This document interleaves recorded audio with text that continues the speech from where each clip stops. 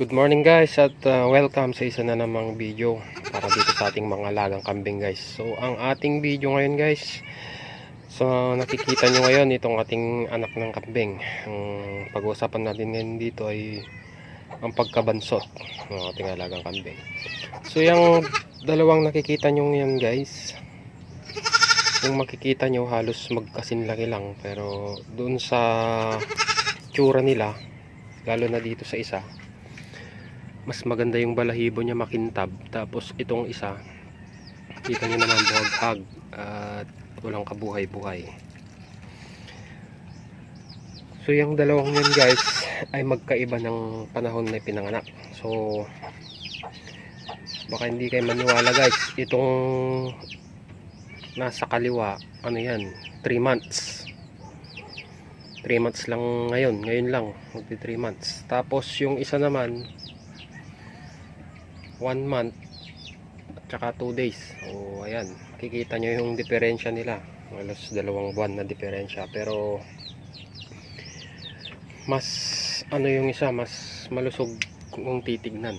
So ayun na natin, doon na natin i-discuss ngayon yung pagkabansot ng ating mga alagang kambing. So ito kasi guys, pinanganak siya nung mga bandang August, yun, August 4. So yung panahon kasi na yun guys, wala pang masyadong mapastulan, tsaka kukunti rin ng damo. So ito yung magkulang sa pagkain, lalo na dun sa ina. Ito yung nanay niya, yan. Hindi rin masyadong nakapagpagatas to guys, kasi nga kakaunti lang yung damo that time, kasi nga may mga tanim pa na palay yung mga pinagpapastulan. Hindi katulad ngayon, eto pinanganak siya nung panahon na ano, tapos na yung panahon ng palay, kaya naipapastol ko siya ng maayos, pati itong nanay niya. Ayan. So yun yung pagkakaiba guys, kapag ka nabibitin sa pagkain yung ating mga alagang kambing, kulang din yung nutrisyon na nakukuha nila sa damo. So yun, doon napapasok yung pagtuturok ng vitamins guys. Naturukan ko naman to ng vitamins, kaso nga lang medyo nakukulangan pa siya. So ngayon nga guys, magtuturok ulit tayo ng vitamins dito sa ating alagang kambing, itong bansot, para naman makahabol siya doon sa isa.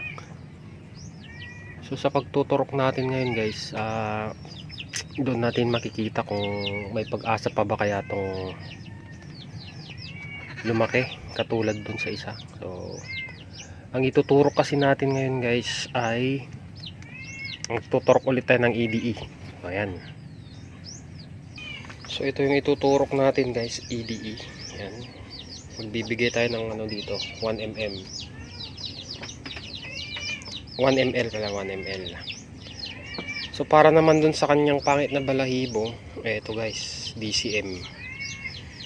Magbibigay tayo ng DCM at 1 ml din doon sa isang anak ng kambing na pangit yung balahibo, tsaka bansot.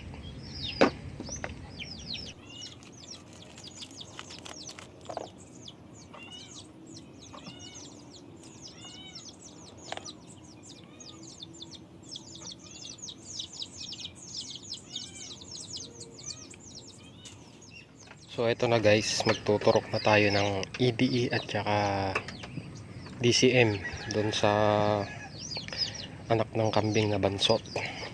So ito pwedeng pagsabayin guys, wag lang ituturok sa iisang paa. So kabilahan ang pagtuturukan, kaliwa kanan, para hindi masyadong maabuso yung paa niya doon sa pagtuturukan natin.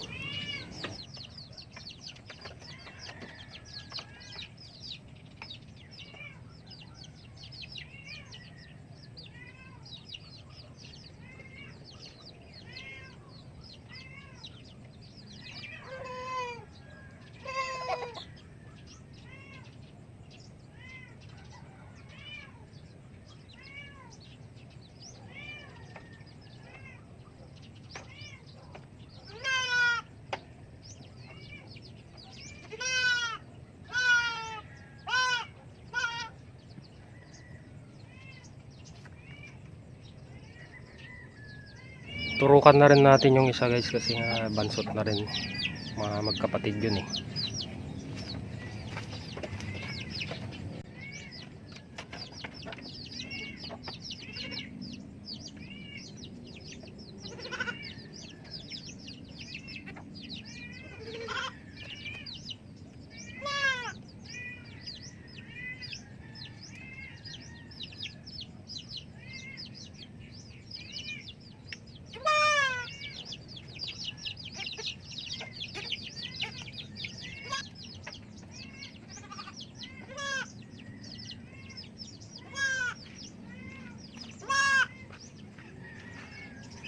Yep. So ayan guys, nakapagturok na tayo ng EDE at saka DCM. So hintayin na lang natin yung resulta guys dito sa ating mga alagang kambing, kung may pagbabago ba. So ayun, kailangan ulit nating maghintay siguro mga at least 1 month ulit bago natin magturok ulit dito. Hindi natin titigilan yan guys hanggang hindi siya makarecover. Tignan natin kung makakahabol siya dun sa isang yan. So isang yun, 1 month pa lang. So ayun nga guys, hanggang dito na lang yung ating video at abangan nyo na lang yung resulta. So ayan, thanks for watching guys and see you next video.